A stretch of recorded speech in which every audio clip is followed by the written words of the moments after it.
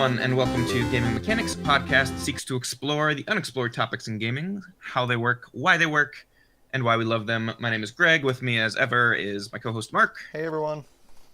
And we need a better intro than just saying hi every time, you know? Like, Hey, I everyone. don't know, maybe we don't. Yeah. Hello. um, Can we maybe yeah. have like a Horatio Kane style pun? Yeah, like, yeah. We need that'd be like a kind of like a We'll commission the Who Always to write a Sunny, song for you know? us. Yeah. Where we have like, in this episode, we are not going to talk about loot boxes. And then Yes, because everyone's like talking about loot the episode boxes. where they talk about loot boxes. But that isn't actually what we're going to talk about today. I know everyone, in large part, the reason we're doing this, like we've talked about, we try to keep topics hopefully as unique as they are, or as possible, as opposed to just kind of being able to go and listen to any gaming podcast and hear the same thing.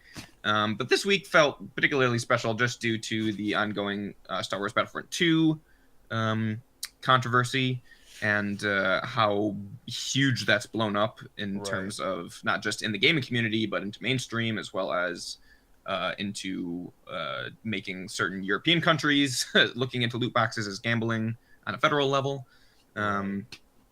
So we thought that we might as well, and realized that we haven't really talked about this. Right. We didn't want to go through the length. whole holidays just acting like they weren't happening. So this is our tribute basically. to we don't live under rocks. We do know there are other things happening in the gaming world, but we usually choose to do, as our intro says, the more unexplored topics. So this is a time where we will fall in line and discuss loot boxes. Yeah, and hopefully be able to bring to bear a little bit of unique psychological knowledge that we both have procured over the years.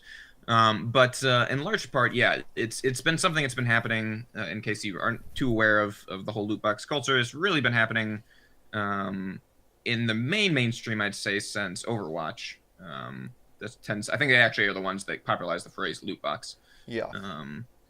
To a lesser extent with Team Fortress 2, but it has since become, really over the past, really year, if not like 8 months, has become an absolute staple of basically every AAA title that's released, and going so far as other AAA titles patching loot box systems in after the fact, after the release.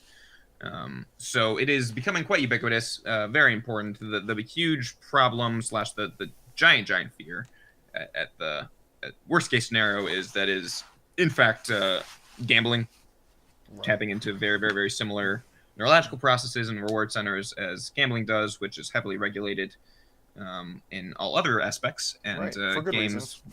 are not regulated at all, and are usually marketed to minors.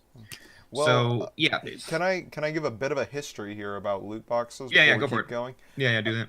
So loot boxes are basically an item that you unlock from playing or from doing something in the game. And then when you go to open that item, it turns into a series of other items. Generally, it's more than one.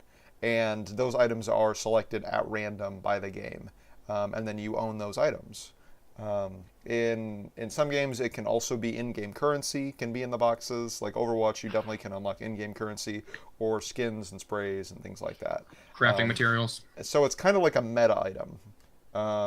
And this actually came out of a combination of the existing like MMORPG loot systems that existed in games like World of Warcraft, EverQuest. Like, go back as far as you want, basically, and MMORPGs have had loot systems.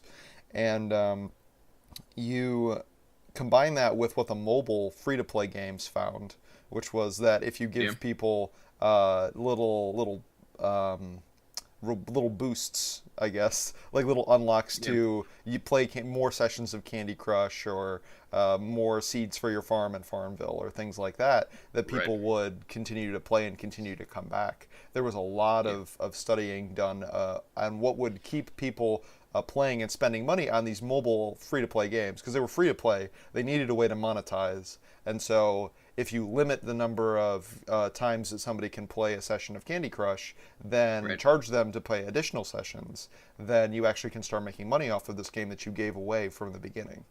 And so people saw these two systems and were able to combine them into a fairly effective monetization scheme for games that you may have already paid for. Like Team Fortress 2 was the first game that brought this in a big way to the West.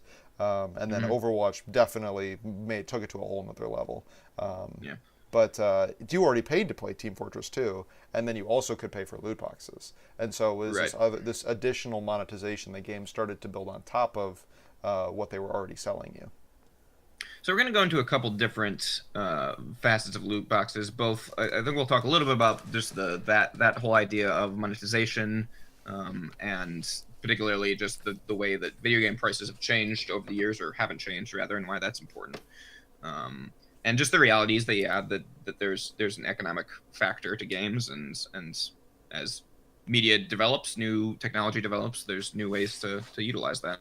But as well as we'll talk about kind of the in-game consequences of loot boxes being the way that will affect your gameplay, particularly in terms of multiplayer experiences, cosmetic versus non-cosmetic, um, different systems. And then the last one, we're going to talk about just, yeah, kind of the problem of loot boxes potentially is gambling, and all the ways and brilliant ways that those systems have been built to keep you in a state of something resembling addiction.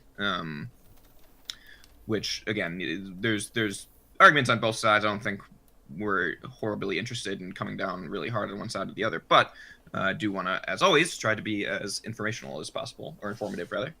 The other thing, Mark, talk about what are the original loot boxes before Yeah, games, even before virtual loot boxes. yeah, before games, basically. I mean, this was Yeah. back in the early 90s with collectible Yeah. card games like Magic, The Gathering, and the Pokemon trading card game. Are Right. very much like a loot box. I mean, you get this foil package it's got some heft to it. It's a few, weighs a few ounces. I still remember getting excited about picking these things Oh, off the totally. shelf and paying $4 or $5 for this, bundle of 11 different cards. You had no idea what cards there were going to be. You knew that there was Yep. going to be like a good card and then a bunch of crap cards, and Right. it was all crinkly. It was almost like opening candy. You open these Yep. foil packages and you pull out these nice crisp playing cards with that new card smell. And Yep. Totally. I loved that as a kid. I mean, I Heck yeah, dropped man. so much money on Pokemon cards, Yu-Gi-Oh cards, later on Magic cards, and Yep. those are definitely have the feel of a loot box. Absolutely, and that's the exact same. Like, it's kind of funny that like there's um, so much controversy with loot boxes today, at least, and in reality, that system has been in place for decades in terms of the tradable card games, and Yeah. that's an interesting thing. Like, basically beginning to tap into. It's even in the word, right? Collectible. It wasn't just the game. Some people would just collect the cards, right? A lot of people didn't even play the game, like with Pokemon. Yeah, especially with Um, Pokemon. it would just collect cards. And at that point, no one was really like, yeah, that's the point. I guess that's the point of collectibles, is that you just try to get them. You acquire them, and then you have them, and there's rare ones and there's not rare ones, and that's how it works. That's the whole point. And no one was up in a huge tizzy about that. I can't believe I just used the phrase tizzy, A but huge tizzy. yeah, I'm from the Midwest. You don't want to see We're very Greg in a huge tizzy. yeah, we're very gentle people Now it sounds over like here. a type of automobile or something, but anyway. Yeah, or like a like a yeah. Anyway, That's so that's one big tizzy. yeah. Keep on saying that word, Mark. Um, anyway, all that to say, with the collectible card game side of it, people have not been. There wasn't as much public outcry about that. In large part because that was back in a day before, and we'll mention this, before kids had easy access to their parents' currency. Now with online marketplaces, if a kid gets their parents' credit card, or is given their parents' credit card, suddenly they have immense spending power. Like you, I wasn't able to do that as a kid, right? Like one, my parents would never give me their credit card, but two, Yeah. like physically, and then I couldn't drive to the store and find those Pokemon cards and buy them repeatedly. They had to be cash and so on and so forth. So with the ease of access now, and particularly with children, like we talked about, like kind of that minor aspect in the gambling world, it becomes far, far more dangerous. And and and yeah, we'll talk about that in a sec too with Hearthstone. But I think the interesting thing too was that where like the you talked about how Western audience were introduced with Team Fortress 2, but Uh-huh. it started in Asia, right? In large part, as best people can Yeah, tell. it was a little known game called ZT Online, which that's an abbreviation because I can't pronounce the Japanese title. Right. Relatively little to be found about this game. I mean, it was a mobile game that needed to figure out a way to monetize, as I described, and this was a system that they came up with, where you kind of get these meta items that turn into other items that you need in the game. But it was popular in Asia for a good 3 years before it was really brought over into the West and made more mainstream by Team Fortress, and then, 5 years later, even more mainstream by Overwatch. Right. Well, it's interesting too that just as a side note, again on that gambling topic, um, Asia in large part has defined most of their loot boxes as gambling, correct? Yeah, yeah. There's a decent number of laws in Asia now that restrict loot boxes as gambling. Yeah, they restrict it like they restrict gambling, basically. Right. It's considered Exactly. gambling. Which I think is fascinating that it started there. So they have a little bit more time under their belts to figure out the system, and they have come to the conclusion that is in fact gambling. And we're here, and it has been explosive. Like I said, like it's only really been the past year, which is a very low amount of time in terms of a whole business industry adopting an entire like new mechanic. Um, Especially if regulation needs to happen for it. So it is relatively a new thing, um, and hopefully with the public outcry that came from Battlefront 2, uh, this holiday season, kind of getting more into the mainstream, this will continue. This conversation will continue to be had um, across the board for Western games. But I think the interesting, also for real quick for people who don't know what the Battlefront 2 controversy was, in large part, it was it's a game developed by DICE and EA. That was its entire progression system. So this will get into kind of like what loot boxes do to progression systems and games themselves, like the gameplay, the experience of the game. The progression system entirely in that game, which is basically an only multiplayer game. There's a single player campaign that's pretty short, and has been described as pretty average. So in large part, the big draw is the big, huge multiplayer 40 player battles, and the only way to progress all the unlocks are through the loot box system. So instead of say ranking up by playing enough and getting a new gun or a new upgrade or a new what have you, the only way to do that is that you will earn loot boxes instead when you level up, and then you'll get a random upgrade. And as well as the things you can get in those loot boxes range from cosmetics to victory poses, to the extremely, extremely gameplay changing, take 15% less damage, or have gun reload 40% faster, or take less damage from this type of explosive damage sort of things, which are just straight stat increases. So what happened was that in large part the only way to get better with that game was just to play a lot and hope. There was no Right. you couldn't be directed in your goals at all. It was only through, as well as a few other ways that they were pricing things with multiple different types of in-game currency and the levels of currency you need to unlock certain things that everyone wants to do, like play as Darth Vader because that's the coolest thing in the whole game, was locked behind a paywall that was roughly, it was like 40 hours worth of playtime that you would need to unlock that one thing, and unlock nothing else. You have to save up for that. Um, so it was Right. ridiculous. Which is It 40 was hours of like losing to people who've already done that. Right? Yeah, It's not like yeah, 40 enjoyable hours of like equal matches against, equal participants. It's if, right. it's whoever got there first is going to be just pancaking you that whole 40 hours. Right.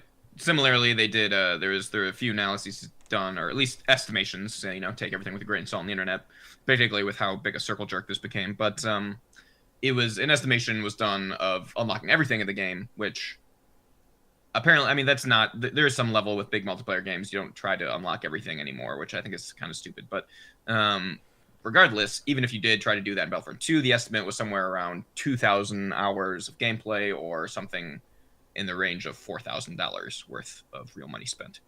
So those are two unacceptable numbers Yeah. for playing anything, particularly a single game. So that was the Battlefront 2, and in large part that blew up on Reddit, became the most downvoted. EA's response to this whole thing became the most downvoted comment in history by a factor of like 20. which I found kind of funny that that's what Reddit decided to blow up about instead of like, I don't know, Syria. But what did they say? What did EA say? Yeah. So basically, the line, and you might actually see this getting quoted anytime people are talking about stuff regarding loot boxes, was that in response to particularly the idea that Darth Vader or Luke Skywalker, two of the biggest characters that you would want to play as in a Star Wars game, were locked behind $60,000 worth of in-game currency. Sorry, yeah, in-game, not dollars, but 60,000 credits, like I said, which was ridiculous. You'd get like 200 credits for playing a match, which was like a 10 to 15 minute thing. So do the math there. It's ridiculous. The comment that EA said was, with all of their kind of like, PR jargon, they said, basically we want the experience of unlocking a hero to be unique and a achievement based thing, and you should be really proud of it when you do it. Which is entirely missing the point. Like, of course that's true. That's been true for that's the point of game unlocks. Right. That's not what people have a problem with, is the fact that you locked it behind a insurmountable amount of time or a purchase. So that comment was so anytime people are like, hey, it takes this much time to do something, someone will be like, yeah, but the achievement you'll get at the end of that is going to be so great. Right. Obviously, and with a heavy dose of irony and sarcasm. So that's the instigating event here, and the key one there for why this one, I think, two reasons. One, just Star Wars fans are rabid. We are a rabid bunch of people. You do not want to piss us off. But two, it was because of the incredible amount of pay-to-win-ness of the loot boxes, where the things you were getting from the system were only things to make you better at the game, or give you advantages in the game itself against other people. Right. As so opposed to it's like kind of like one step removed from like straight up pay to win, right? So like once upon a time you'd go into like some sort of digital shop where you could use your credit card to buy the best items and then win. This is close to that. It's you buy a meta item which probably will contain an item that you need to win. Right. Precisely. And it's not like a trade-off, right? Like there's no like there are ways to do customization. Like one example that gets a lot of hate from the online community, but also is actually not bad. The progression systems in the Call of Duty games are actually, I think, pretty interesting and pretty good in large part. At least I played a lot of Modern Warfare 2 and Black Ops 1 and Black Ops 2. So those are the three games I have a whole lot of experience with. But in general, those games had pretty intensive online systems in terms of there were a lot of different things that you could do to your character, and it was multiplayer, so it was competitive. But the idea behind that was that there were very few of the perks that were just straight up better than something else. It's not to say there weren't other ones, but in large part, you had to make choices about the way you wanted your character to play. And if you put one perk on, you wouldn't be able to get another one. And it wasn't as simple as, it'd be this will make you faster or illuminate your footprints or give you slightly faster kill streaks, all of which would be a trade-off from something else, like less explosive damage or I'm trying to remember some of the other perks in Black Ops. But the point is that they had a lot of the similar things. It's just they were trade-offs. You had to pick. And if you're going to be better at one thing, you're going to be worse at another. Right. And in large part, Battlefront, that's not the case. It's just you're just better at everything. Like they just give you stat increases. It doesn't change the way you play. You just will play the same way and just kill someone faster. Which is supremely unfun. I think that's a brilliant distinction to make. Like the difference between unlocking choices and unlocking like across the board objective improvements. Like, exactly. Because at that point, it's like there's no choice for you to make as a player. It's just, of course, I'm going to equip this. It's the new thing that I unlocked. Whereas in Call of Duty, like, I kind of like my current assault rifle. I don't really want to switch to a sniper. I don't think I'll get as many kills. I'm going to stay with this. And like it's much more, there's a lot more thought that has to go into, do I want to change my play style to use this new item, or am I good with what I'm doing currently? Very much. And there was a fun, honestly, like I played Call of Duty. It was mostly because my roommate at the time, actually our roommate, this is back in the time when Mark and I lived together. We had a third roommate who I would play a lot of Call of Duty with. and we played extremely differently too. It was very interesting. We were both pretty darn good at the game. My roommate was slightly better, and we played completely different setups within the game, and it worked for both of us. And we played very differently, and it made the way that we engaged with maps and thought about the game and talked about the game, and respond to different situations in the game very, very different. And coming up with new builds was actually kind of fun. It was very interesting, particularly when you didn't have access to everything and you had to figure out how to make certain things work without the full kind of build. That was interesting. In Battlefront, you get a card that's like, okay, increases your damage by 12%, then you get the one that increases it by 15%, and you just put on the 15% one. Yeah, it's better. It's just calculation. Like, it's like you can do math. Yeah, and particularly the gameplay. Another thing that Call of Duty does do well, in fact, is classically its gunplay is very, very good, very, very fun, very compelling. There's a lot of skill to it, and there's a lot of strategy, and there's a lot of execution, and it's darn fun to do once you learn the game. And similarly, that's been another critique of Battlefront's system is it's a remarkably simple third-person shooter system, not very deep, not too much strategy to be involved. So basically the people who have the better stats are going to win. You can't really like work around that by being smarter or utilizing your powers in a different fashion. It's basically, no, if you're better, you're going to get more points. And then the way the game works in system is in a match, if you perform better, you get more things. Would you say the skill ceiling is too low on that then? Like, I mean, I played a lot of actually did play a lot of the original Battlefront, or the EA's Battlefront, the one from 2015, 2016. 2015 is when that came out. And so I haven't played the new Battlefront 2 yet, partially because I don't want to ever spend that money on that atrocity. But having read a lot of comments and reviews and watched some gameplay, it looks pretty similar actually in terms of gameplay to the first game. And that was why I stopped playing the first game actually, was that it was a remarkably low skill ceiling. The core gameplay, which was just shooting people, was not that fun. It was unbelievably simple, and simple doesn't mean bad, as we talked about before. But it was really uncompelling. So the reason I was starting to talk about that was in large part to talk about.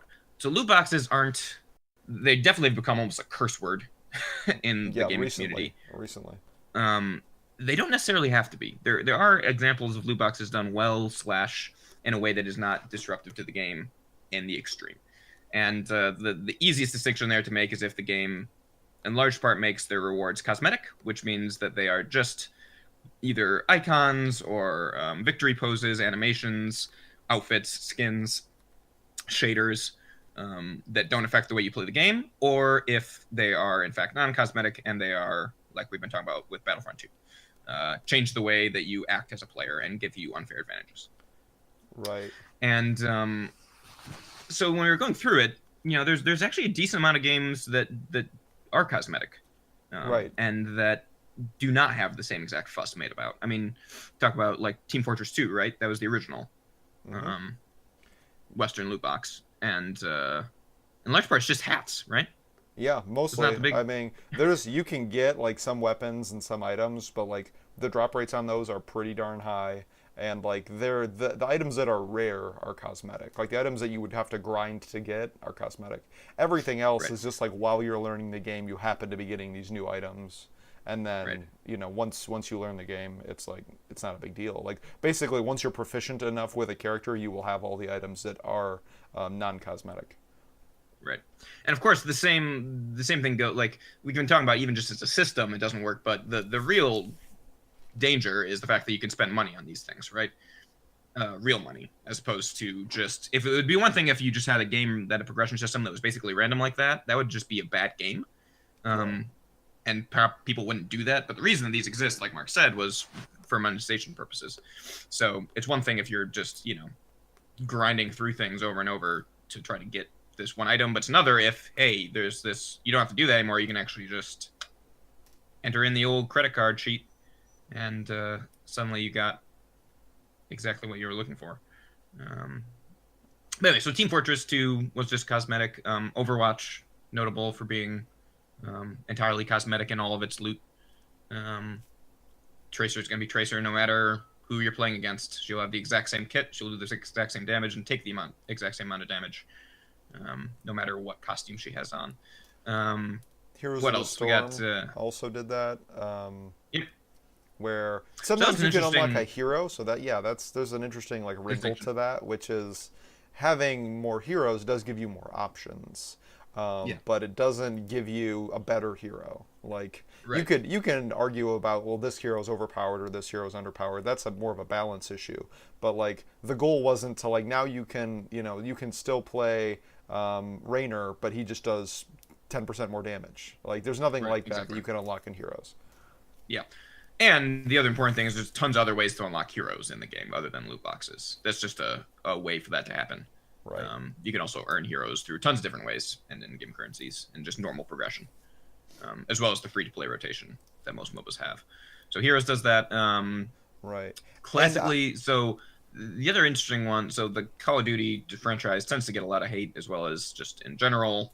Uh, People have become kind of tired of it. However, the most recent Call of Duty, World War II, that released last week, I think. Was it last week? Very recently. yeah, very recently.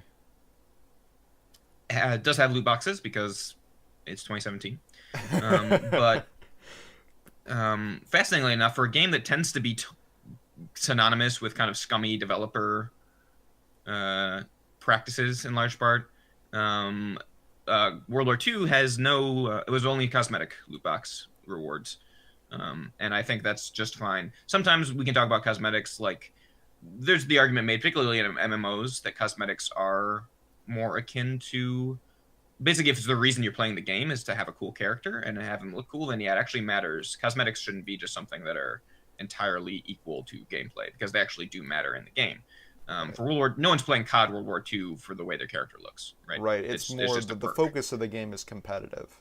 And Exactly. so and I've made this argument before, but when you do a loot box system, you can't sell the same game twice. Like you have to Right. figure out something that's orthogonal to the core experience that you can still make money on. And that's why I think Precisely. cosmetics are such a brilliant way to make additional money off of a game because you sold them the core gameplay, but now you're selling a skin on top of that. And those aren't Right. the same thing. They aren't competing at all. Totally. Yeah, no, that's a really good point. I actually hadn't thought of that. That there's no in the game in terms of the place to spend resources in the gamer's mind, there's no competition. You have to pick one or the other. You can actually have both. Um, and you if you want both, then you actually have to spend on both, which Hmm. is kind of brilliant actually when you think about it. Let's see, what other games? Rainbow Six Siege, which was kind of a surprise hit in terms of its very unique multiplayer component and its unique kind of class-based, objective-based gameplay. Really cool game. I had one of my roommates played it a ton. I got to watch and play with him. The interesting thing about that one, and that story, that was one that didn't launch with loot boxes and put loot boxes in after the fact. It's Activision. Because it's 2017. Exactly, because that's just what we're doing. But the really interesting thing about this one was that we were talking about, particularly with loot boxes, almost all of them, if not literally all of them that I found, except for this one, were monetized. You actually cannot purchase the loot boxes in Rainbow Six Siege with real money. You can't spend real money on in-game currency or just buy them directly like you can everywhere else. What you do is do is it's entirely in-game based. So as you're playing, there's if you get a win in a match, then there's a chance that you'll get a loot box with these cosmetics in them. And if you, it's also entirely cosmetic. And if you don't get a loot box, then the chances next game that you'll get one increase. So every time, basically, eventually you'll get to 100%, or into the high 60s, 70s, 80s, and you'll get a loot box, and then it resets. Um, and that's the way the system works. And that was implemented not for monetization, but to actually give more incentive to incentivize players to play the game differently. So apparently, one of the big problems was quitting and leaving in the game itself. People dropping in the middle of the game or DCing, disconnecting. As well as there was a big disconnect between the ranked and casual play modes, where no one was really playing casual because there's no reason to. There's no reward, and so they implemented this reward system, which one it was implemented into casual play as well, so give people more reason to play casual. But also, you have to finish the match to even get the cosmetics. So very, very simple and elegant. And it was fascinating to me that they didn't monetize it either. Yeah, that is, and that's I actually really And it's like that. Activision, so like, um, I mean, we're gonna make some points about loot boxes later on in terms of like some of the problems and some of the good things, but I do think that it can be used as a, like I said, like an orthogonal progression system for people who don't want to get really into the competitive scene. It right. gives them something to do, Yeah, and you don't. I think that feels better. That feels better to me as like a consumer and a player when I know that it isn't just a company trying to wring money out of their player base. totally, totally. Absolutely, and that is a good like that's the other thing, right? Like progression isn't a bad thing at all. Actually, that's the point of games is to very very few games have no progression system whatsoever. Right. So that's okay to have, and randomization's okay too. That's also a thing that happens. There's a reason that random things are fun to an extent, just Mm-hmm. naturally. The problem is, like we've said, the core gameplay dynamic that gets affected and changes the experience of the game itself, which we'll get to in a little bit, and which is a decent headway into the ones that are non-cosmetic. Those being Battlefront 2, as we already talked about, Battlefield 1, which is also Dice, or is that not Dice? Is that Infinity? Battlefield 1? I Yeah, think that's Dice. that's Dice. Destiny 2, notorious for this as well. Not none of these to the same extent that Battlefront were, but all of these things had non-cosmetic items that you could get from a loot box system that really affected the way the game played. Middle Earth: Shadows of War, another one of the huge AAA titles of the past 2 months. Um, and then a kind of outlier, which I wanted to talk about briefly, which was Hearthstone. Yeah. Um, So Hearthstone almost happened into this because, yeah, like we said, the forerunners to the loot box system are collectible card games. There's probably some economic item you could find before that that functioned similarly, but in recent memory was definitely the collectible card games. And Hearthstone, being a collectible card game made digital, just sort of inherited loot boxes as a function of the genre, basically. yeah. It launched way before blue boxes became huge. And no one said too much about it. There's also some level of that it was new and there were less cards to get, and so it was more reasonable to be able to play it free to play, Hmm. which has changed over the years as more and more cards have gotten added, and the meta has changed.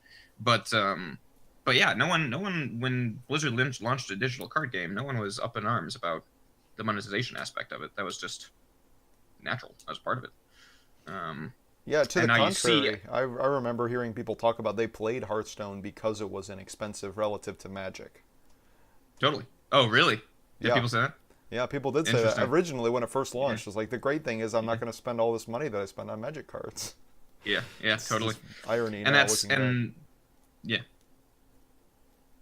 I think that's turning into like, for example, the big huge. There's a small minor kind of controversy. You can actually watch this video, but Valve is releasing their own card game, which is going to be based. I think it's going to be a Dota 2 card game, in the Oh, same way that Hearthstone is a Warcraft card game. And at the International, which is the huge, big Dota 2 tournament, the biggest one of the year, when also in terms of both prize money as well as viewership, they were going to make an announcement, and a lot of people were hoping for something uh, from Valve, and they announced a card game, and the huge big announcement that's supposed to be this huge hype building thing is booed in the stadium wow. when the people see what it is, that's notable. The big thing with loot boxes, as we've said, the danger of it outside of just the idea of changing a progression system to randomization, the real fear is, and the reason that they're so popular, is because they make so much money. And like I said, Asia has regulations. Actually, the Battlefront 2 controversy is launched, at least the Netherlands, I think one other European country, to open up federal investigations into loot boxes and games and see if they need to be regulated in the same way that gambling is. And the arguments for that, I think, are not too shabby. The counter argument, basically, the easiest comparison, right, would be slot machines in a casino, where you go in and you pay real money, and then you pull a lever, and you get something random, and it can be reward or cannot be. The distinction that people who defend loot boxes make with that one is that, in large part, a lot of times when you play a slot, you don't get anything from it, or at least you have or buy a lotto ticket, you can get absolutely nothing for your money, right? Loot boxes are guaranteed something when you buy them. Now, the question if they've diluted the rewards to the point that it's actually completely meaningless for that quote unquote something, that's a question. Right. That I would probably come down on the side of, yeah, an extra player icon doesn't matter jack, and I just spent $3 for that. Right. The absolute value is in fact negligible to the point of being basically getting nothing. And I would say like a lot of these systems you can end up getting duplicates, and then people Yep. deal with duplicates in different ways. But if you don't deal with them or you just let them be dupes, then they really are worthless. Yeah, they are in fact entirely worthless. So duplication is free in the digital space. right, unless you get into this. I'm not going to touch on this too much, but I would be remiss without talking about CS:GO, Counter-Strike Global Offensive, and its gambling controversy. Controversy is a light word. That was a straight up scandal. There was a whole system, and you can go look this up and read about it, but there's a whole system of utilizing basically the in-game skins for guns as in-game currency, and then people were gambling those on professional matches. Matches were getting fixed. There were streamers that were getting given higher rates of drops, and then would show people those rates of drops and then encourage them to go buy them because the rates were so high and they're actually lower for the normal players. All kinds of corruption across that board. So in terms of like, if the argument's being made that like, no, this is totally different, like, yeah, of course CSGO had some stuff that was legitimately different from other loot box systems, but at the same time, the jump from full-fledged gambling scandal is not unthinkable and has already actually happened in one case. So it's definitely something to, like, I don't know. It's just when people are like, yeah, no, this is like totally different. There's no way it's gonna. It's like, no, this actually already happened. Yeah. We actually have evidence of a loot box system turning into a complete and utter and like without controversy, it's like completely gambling, like match fixing. So yeah, it's definitely not unreasonable to think about that. No, I think it's a very fair comparison to draw, and the thing is, it is dressed up a bit differently, but psychologically, what's happening there is very similar. Right. And so, do you want to talk a little? Oh yeah, I can go. Well, yeah, let's talk about like the idea, like the opening, even just like even what happens when you open a loot box. Yeah, so you'll notice that whenever you open a loot box, it isn't like click a button, there's your items. Like you click, and then there's like this process. It's usually a few seconds long. Especially in Overwatch, you get the crinkling and the unlocking sound. Like, there's like the box is like a mechanism that's opening for you to reveal its secrets, and then it sort of bursts open, and this like explosion of colors, and like it's a very sensual experience. And there was intention put into the waiting, the sound, the visuals, all of that. And if you don't believe me, I think this would be a fun experiment. Next time you get a loot box, mute the sound, close your eyes, put your mouse in the right spot, and then just click. Mm-hmm. And then just open your eyes and see the items right there, and tell me if that was a different experience than like listening and having all the anticipation build. Like I think it would be different. I'm not sure. I haven't done that myself, but I think that would be interesting. But yeah, there's a process there, and that is actually, it's kind of like watching the wheels spin on a slot machine. And Greg, you want to talk more about the psychological parallels between those two? Yeah, sure. I mean, it's actually in terms of for further reading, there's a really great article on PC Gamer that talks about all the best and worst loot boxes currently. And it goes through all of them and it has full GIFs of each animation opening and breaks down which ones are good and bad. So if you want to see a comparison of those and see really the difference between successful ones and unsuccessful ones, it's very obvious, it's very notable. There's the sensory experience of getting to open something is really meaningful. Actually, it could be described as a reward, which gets into basically the idea of operant conditioning and it's like behavioralism in psychology. Skinner, B.F. Skinner being the father of that particular branch. The idea being that psychological processes are only important in so much as they are shown as behavior, as something that the organism actually does. And so we can really reduce things down to getting different behaviors out of different organisms. And this is most famously done with the Skinner box, which was a way that he would use rats, rodents, mice, and give them different types of rewards and see if he could make them do certain things. The most simple one being pulling a lever. So the idea with operant conditioning is that you are giving some sort of reinforcement to a behavior to either make that behavior more likely or less likely. And there's different types of reinforcement. Obviously, I don't know if we've gone into this too much, but there's positive and negative reinforcement and positive negative punishment. Right. So the idea that positive reinforcement, loot boxes are only positive reinforcement in large part. So you don't have to worry about the other ones. Really interesting if you want to go look it up. And They are psychologically, like go ahead. one of the big breakthroughs of Skinner's work was that, so previously conditioning was used to make people avoid things, right? You can think of like, or to make them, I guess, respond to stimuli. Right. So like I present you with a sound, Pavlov's dog, right? I ring the bell, you salivate. I give you a sound, you have a reaction.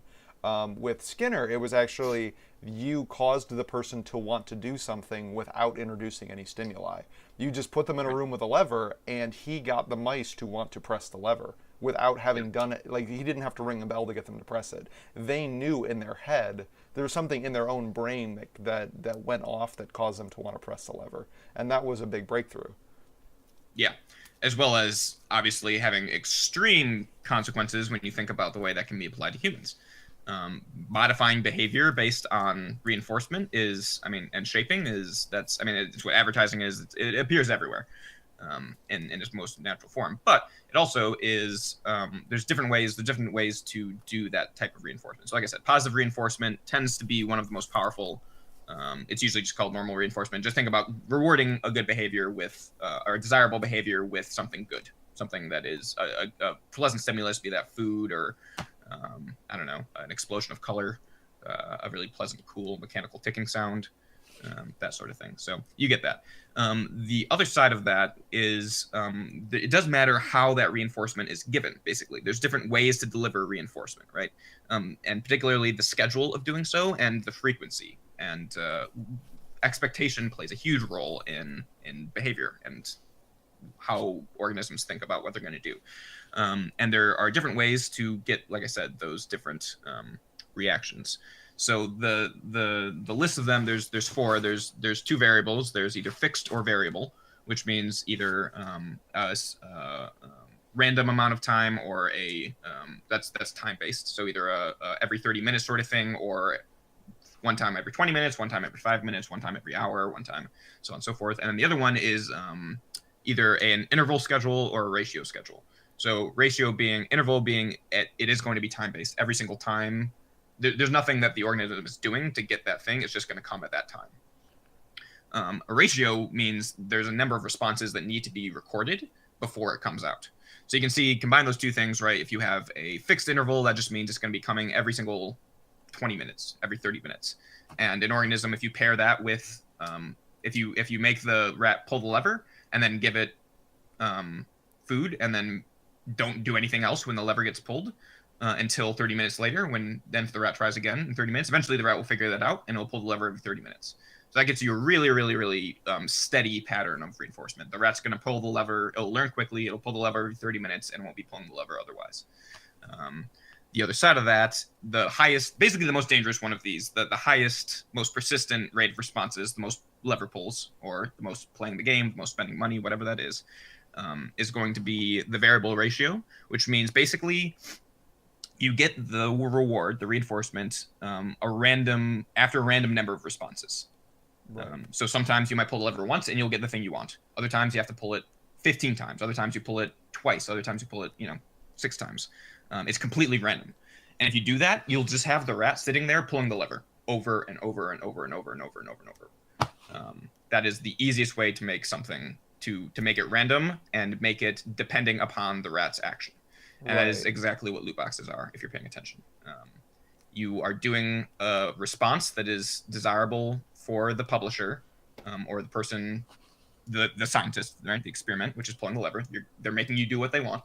And you have a completely random ratio of reward. Like, and I think as a human, the killer app of the variable ratio reward is like that I can do something to influence this. Like Right. I can do something to influence the probability of me getting that one particular diva skin. Right. But it isn't as much as I think it is, probably. Like, Yep. like I could get a loot box, but like then what are my odds really of getting that skin? It's so low. Right. Yeah, precisely. And that's so there's that's why the fixed interval schedule, where it's just time based, and you actually don't have control over it, right? You have one piece of agency, but there's a lockout to it, so you have to keep on coming back. That means at least in those 30 minutes interim that you don't have to worry about doing that behavior anymore, and you just will stop, and in theory that behavior will decay. Or the idea of continual reinforcement, where literally every time he pulls the lever you get food, which is what most games kind of should be, in my opinion. You do something predictable and then you get something for it. That you'll usually see a high level of very rapid responses, and then they'll stop because the behavior will satiate the creature in terms of food. Right? They'll eat enough. They'll be done in the game. If you played enough, you'll get all the stuff you want. Then you don't play anymore. And obviously, game developers want you to be doing that. So there's a very, very simple and extremely robust. I mean, upper conditioning is a very, very primal, very simple psychological process. Right. Yeah, it works on mice. These loot boxes. Like, you don't need to be able to think very hard in order to have it affect you. Not even a little bit. That's actually the whole point in large part, is that you don't think at all. It is a natural born in, and so that's why, like, I don't know, when there's all kinds of discussion to be had about, the way that games work and what they play upon. We talked about that a lot with horror, right? How horror takes advantage of a lot of your natural psychological processes to get responses from you. And that's fine. That's natural. It's part of entertainment and media, and that's the way that works. That's why illusions are so cool. That's why magic tricks are so incredible. That being said, when you're taking advantage of a very base process that's based around survival, that's what operating conditioning is for. It's to find ways to it's to discern patterns in your environment to ensure that you survive. That's like, it's evolutionary. When you're tapping into that and then tying that survival mechanism to money, that just feels different to me. That feels insidious. That feels manipulative. That feels evil. Yeah. That's not just utilizing your art form to do something. That is going far past that into the realm of taking advantage of base instincts and then using that to get money out of people. Yeah. I mean, that's basically what it's not a unique, it's not like a fear experience, right? Where it's like, I would never be able to have the experience of living in an asylum with crazy people. Like, there's something to that emotional experience which sets it apart from your everyday. Whereas operant conditioning, it's hard to even classify that as like an experience. It's more of like just a reaction or it's such a base instinct. Yeah, exactly. Yeah. And you made a great point. So talk about the problem with, even outside of like the moral obligation there, when you're tying it to currency and money and taking advantage of people. Even as a player, you were talking about how like your experience with Overwatch became basically that, right? Yeah, so it became like, Overwatch, my playing in Overwatch kind of devolved into, I started off just playing it normally, played a lot of casual games, never played competitive. I'm not a very competitive person, so it didn't appeal to me too much to try to get a rank or anything. And so eventually it just was like, I realized that my leveling up was happening pretty slow. I'm like level 40 now. And so it's, I could probably level up like once a play session if I really go at it. But I'm like, I could get a lot more loot boxes if I play arcade mode. So then I just started playing a lot of arcade mode, especially with the Halloween special, when like the Halloween special was just an arcade mode. And so, and some skins. And so I wanted to unlock as many skins as I could, so I just played a lot of arcade mode. And then eventually that was like the only reason I was playing Overwatch, was to go into arcade mode, get my, 9 matches in for that like scheduling period, and then be done. I wouldn't play anymore. And you don't even like skins. You don't even care about. No, I don't even care. Like, I really don't care about cosmetics. Like, I've never been one of those people. It's like, I need to have the blue skin of Genji. Like, it's like, I don't care. But it was just something to do, because I was like, otherwise, what am I doing in this game? Yeah, totally. And so that's exactly what you're talking about. It becomes this reaction. It's just it's something you're compelled to do, and you don't even know why you're doing it at that point. So at that point, what kind of, like, I don't know. Again, I have these high-minded ideas about games, but like at that point, you're not even playing a game. You're just going through motions. And I think that's It's one of the major problems I have with operant conditioning, even just outside of a moral perspective, is it's actually hard to know for players if they're enjoying the game, and it's hard for you to know as a developer, are people enjoying your game or are people conditioned to play your game? And yeah, that might actually, that's harder to tease out than you might think yeah, experientially. Because it feels like, well, I keep coming back to this, I keep putting time into it, clearly I enjoy it, but once you take into account the fact that people are made to do all kinds of things with operant conditioning that they yeah, wouldn't necessarily call enjoyable. Um, it starts to raise the question: Am I playing this game because it's fun or not? And as yeah. developers, I at least the majority of developers, I believe that they do enjoy. In fact, want to make experiences which are enjoyable. That becomes a lot harder to gauge when you start to mess with psychological instincts in the way that variable rewards do. Totally, totally. No, that. I think it's a brilliant point. Seriously, the idea of the difference between enjoying a game or being compelled to do it, and you'll see people like that's the reason, right? That you see all of this salt online from people that are complaining about stuff on forums and are really angry, and you look at the game, they'll have like, 400 hours played. It's the classic thing with me and Diablo, right? Where we spent the first 10 episodes of this entire series talking about Diablo 3 and why it sucked in large part. And I stopped playing like last month, you know? Yeah. So it's that sort of thing that it is really, really difficult to get over as a player, as a person. And I kind of only see contribute to this general anger and saltiness where it is almost being tricked into doing something. And obviously it's games, so we're not talking about when it's just time. That's one thing. When it's money, that does begin to get really, really dangerous, Right. morally and financially, obviously. Um, and that's and so we were trying to think. I don't know, to wrap up here. We're trying to like, okay, what's trying to have some semblance of balance here. Trying to see some good things about loot boxes or the any kind of benefit to it. And we were talking about a little bit, like randomization is just naturally fun. There's some level of that moment when you do get something really cool out of a loot box is pretty transcendent. But so is winning at a slot machine, like Right. so is crack cocaine. Um, so so that's not the best argument. I really liked your point about the kind of divergent progression, right? The Right. idea that giving a legitimate other way for a player to begin doing things that would give it a sense of movement. Right. Um, Like for that seems worth it. in my Overwatch example, like it seemed like the choice before me was like I can play to try to get better and like eventually be competitive. So I can focus on increasing my skill. And so what I get out of a match is having learned from my mistakes and having become better at the game. Right. Or and these aren't necessarily complete. I don't have to pick one or the other. But the other option is to focus on getting items and just having collected things. Yeah. Totally. And honestly, I think a lot of people, there's just something natural, like we said back even with collectible card games. Some people just collect stuff. Right. Eh. Yeah. Yeah. And And as a player, a and lot of that's times enough. I do want to be able to be doing something. Like I don't Yeah. necessarily Yeah. just want to go in, play a game of Overwatch, and be like, that was fun, and then leave. Like Right. Exactly. I think I don't. Maybe that's like would be the ideal. I don't know. But a lot of times I'm thinking, no, I'm like, what am I gonna have to show for this? Yeah. Yeah. What did I earn? What did I do with my time? Was it worth it or not? And that's a bigger thing. I think about that a lot with games. That's actually why I don't play Overwatch as much anymore. Is because in large part the only thing I am getting at the end of the day is like at least with a game like say if I was going to invest a lot of time into The Witcher 3, right? Mm-hmm. That is a pretty universally regarded masterpiece of a game. And at the end of that, I would have experienced something pretty darn remarkable.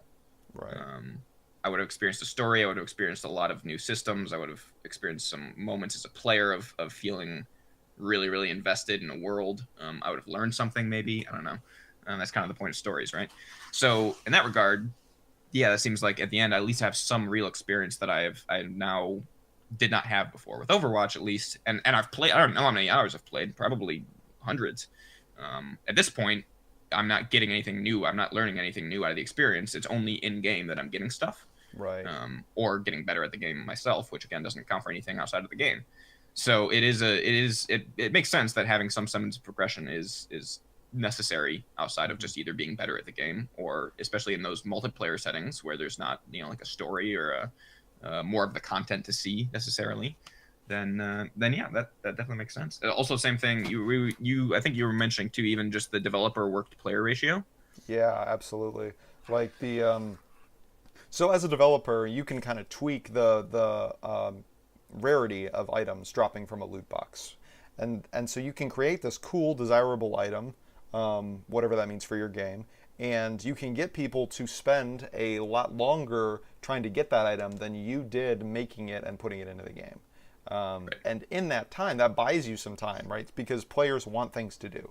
The sheer number of WoW patches and expansions should convince you that players want new things to do.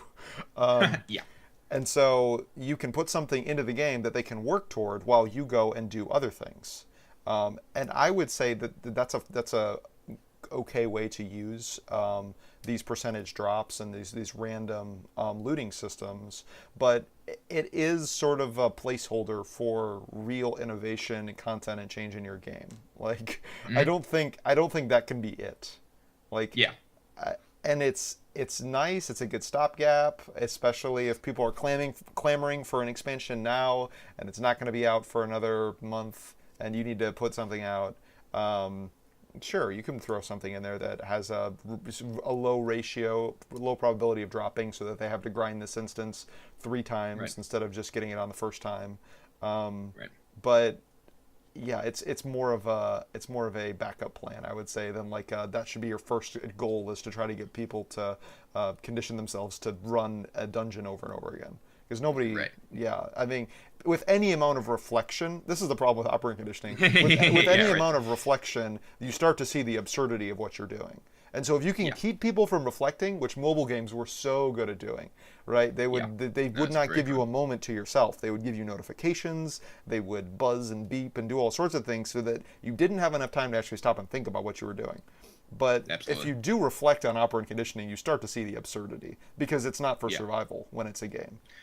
Yeah, precisely, and that's the whole. I mean, that's the whole point, right? It's what we talked about even with horror, right? Those kind of lower level non-executive functions, farther back in the brain towards the brainstem, will be the ones that you don't think about because they're designed to not have to be thought about to be able to get through and to be replicated and to become instinct. So that's I think it's a great point. And same thing, right? Like even when you talk about like again this high-minded idea of like what games should be or what I wish games would be more like do you want the whole goal and purpose of playing to be like getting a thing, like just unlocking something, and then having it, and then that's it, or is it to be like I don't know, to find like a new way to solve a problem, or to discover a new type of I don't know, a new mechanic, or go back and have to reevaluate the way that certain things happened early in the game, and then you can re-engage them in a different fashion.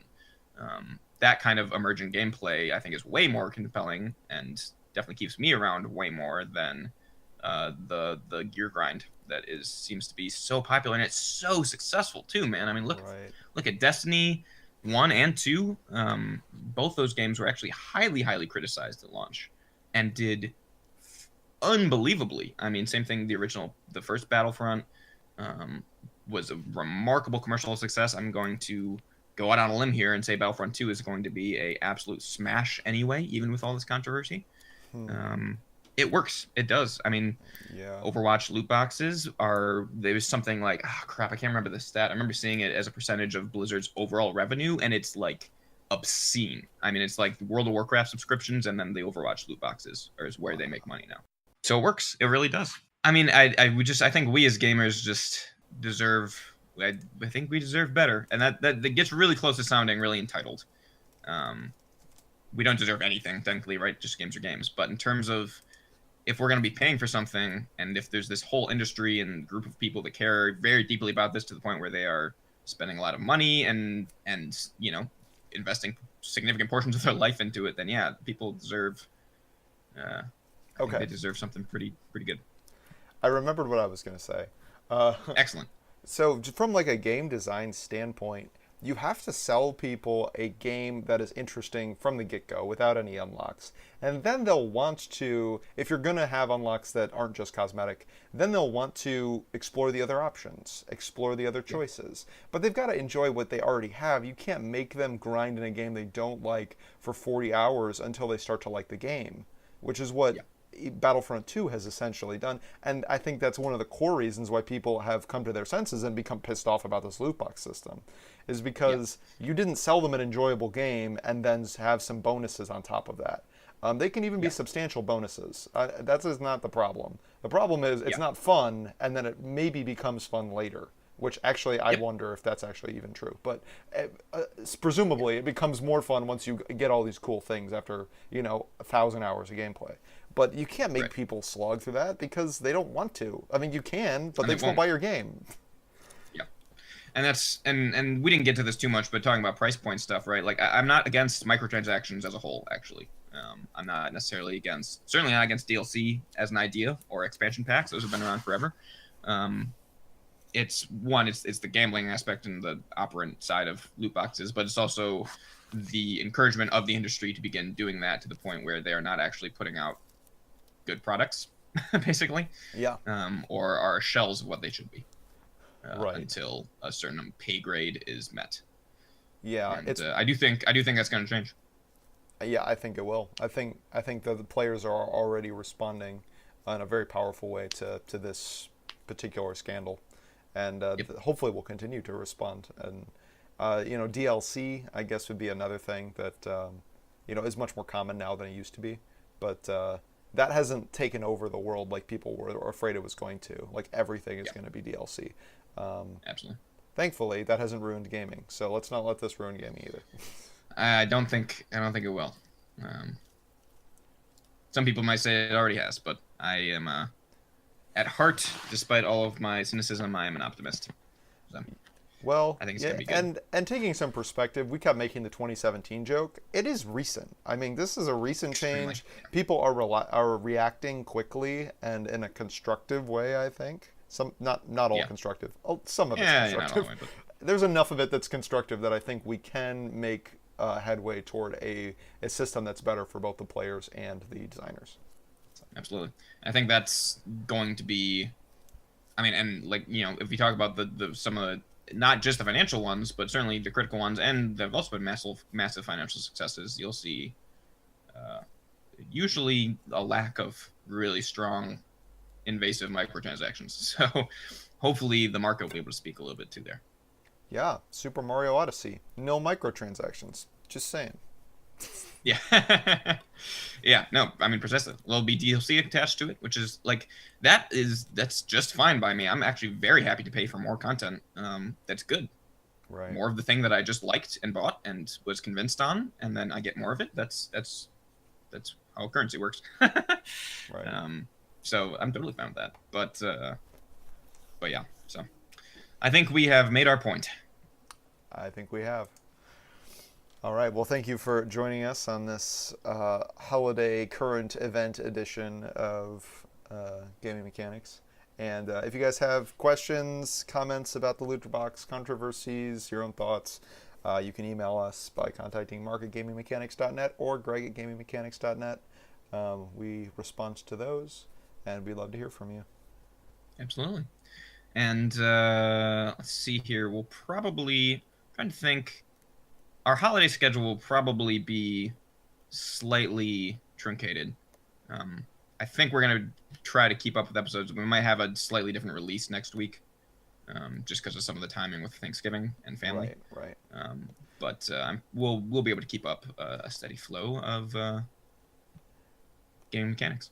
Yeah, and certainly in December, you're not going to want to miss me and Greg doing an episode together in person. That'll be fun because I actually get to dude, totally forgot about that. And that's gonna be great. We can record in the same room. That'll be fun. Same room. We'll do something special. It'll be different, I promise. We'll do something special for that. But next week, you want to just go ahead and say we're going to do game endings and boss battles? Yep. All right, cool. Yep, I'm looking forward to that one. We touched on that one a little bit last week, just kind of by accident, and realized that was a really cool topic. So how to end games well, and games that didn't end well, and what seems to be some patterns there that are foolproof and will guarantee a successful end to a game. All right. Tune in next time, guys. I'll see you later. Have a good Thanksgiving. If you enjoyed this episode of Gaming Mechanics, check out our Twitter @GamingMechanics or our Facebook by going to facebook.com/gamingmechanics. Thanks for listening.